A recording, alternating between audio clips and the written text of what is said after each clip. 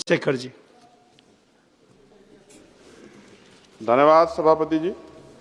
भारत सरकार के राजपत्र संख्या 39 दिनांक 27 अगस्त 2009 के द्वारा निःशुल्क और अनिवार्य बाल शिक्षा का अधिकार अधिनियम 2009 प्रभावी किया गया था। इस अधिनियम के धारा 23 के अंतर्गत अधिनियम के प्रभाव में आने की तिथि एवं उसके पश्चात नियुक्ति शिक्षक भर्ती नियुक्ति हेतु तो न्यूनतम अर्हता निर्धारित की गई थी, जिसके द्वारा कक्षा 1 से कक्षा 8 तक के अध्यापकों की नियुक्ति हेतु टेट की अनिवार्यता की गई थी, परंतु इस अधिसूचना की तिथि से पूर्व नियुक्त कक्षा 1 से 8 के अध्यापकों को टेट से मुक्त की अवधारणा थी।